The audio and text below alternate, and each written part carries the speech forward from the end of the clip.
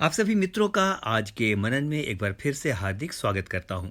आप सबों को शालोम कहता हूं, आपकी कुशलता की कामना करता हूं और प्रार्थना करता हूं कि आप निरंतर मेरे लिए प्रार्थना करें।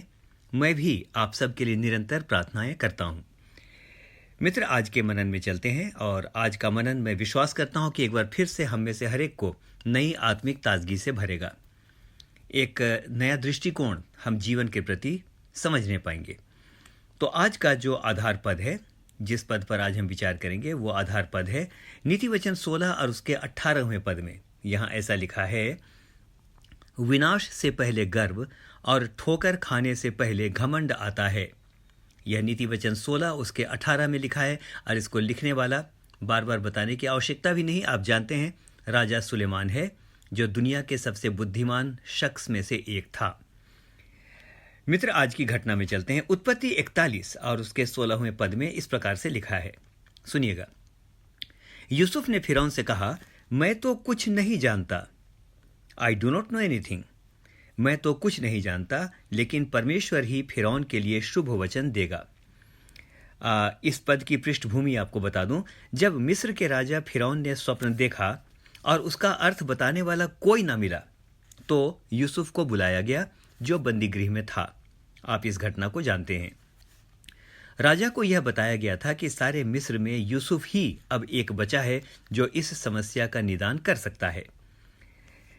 तो मित्र, उत्पत्ति 41 उसके 14 में लिखा है, राजा ने जब बुलाया तो यूसुफ झटपट बंदी गृह से निकाला गया और बाल बनवाकर और वस्त्र बदलकर फिरौन के पास लाया गया। और जब वह फिरौन के सामने खड़ा हुआ और फिरौन ने अपने स्वप्न के बारे में बताया, तो सुनिए कि यूसुफ ने फिरौन से क्या कहा। उसने कहा, मैं तो कुछ नहीं जानता, परमेश्वर ही फिरौन के लिए शुभ वचन देगा। मित्रों, यह कितनी बड़ी नम्रता का उदाहरण है। यूसुफ बड़ी बड़ी डींग मार सकता था कि किस प्रकार जब जेल में उसने पिलाने हारे और खिलाने हारे के लिए वचन दिया तो वो 100% पूरा हुआ। किस प्रकार वो लगातार दर्शन देखता था, इन सारी बातों को वो राजा को कह सकता था, लेकिन उसने ऐसा नहीं कहा और सारी महिमा उसने परमेश्वर को दी। सारी महिमा उसने परमेश्वर को दी और उसने कहा, मैं तो कुछ नहीं जानता। मित्र, बहुत इंपॉर्टेंट है ये जानना कि हम कितना नहीं जानते हैं। कितना जानते हैं वो तो हम जानते हैं, लेकिन कितना हम नहीं जानते हैं ये हमें अवश्य जानना चाहिए। अक्सर हमारा दावा होता है कि हमें सब कुछ पता है, हम सब कुछ जानते हैं। हाँ मित्र, दुनिया का सबसे बड़ा ज्ञान यह जानना है कि हम कुछ नहीं जानते हैं, और यदि कुछ जानते भी हैं तो अभी बहुत कुछ हमें जानना बाकी है। पहला कुरिन्थियों 8 और उसके 2 में वचन इस प्रकार से कहता है, यदि कोई समझे कि मैं कुछ जानता हूं, रिपीट करूं, यदि कोई समझे कि मैं कुछ जानता हूं तो जैसा जानना चाहिए वैसा नहीं जानता है। मित्र, कई बार हमारे मन के अंदर कुछ प्रकार की भावनाएं आती हैं। अगर कोई किसी बात को कहे तो अहंकार हमारा जागृत हो जाता है। अरे मुझे सिखाता है, मैं सब जानता हूं। मित्र, ये अहंकार है और ये हमें आगे बढ़ने नहीं देता। आइए इस समय हम फिर उसी घटना में चलेंगे। मित्र, आत्मिक अहंकार बहुत घातक होता है और पूरे आत्मिक जीवन को ध्वस्त कर देता है। यदि परमेश्वर ने हमें गाने का, बजाने का, लिखने का, भविष्यवाणियों का, चंगाई का या और भी कोई अन्य वरदान दिया है, तो इसे लोगों में गाने की ज़रूरत नहीं है, इसे लोगों में बोलने की ज़रूरत नहीं है। हम ये जानते हैं और हम वो जानते हैं। मित्र, यदि आप सफल हैं तो आपको कहने की आवश्यकता नहीं है। सफलता अपने आप शोर मचा देती है। यदि हम सारी महिमा परमेश्वर को दें तो वह हमारे समय पर नहीं, लेकिन अपने समय पर हमें ज़रूर बढ़ाएगा।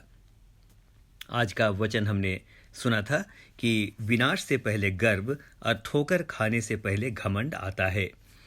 नीति वचन 29-23 में वचन स्पष्ट कहता है, मनुष्य को गर्व के कारण नीचा देखना पड़ता है, परंतु नम्र आत्मा वाला व्यक्ति महिमा का अधिकारी होता है।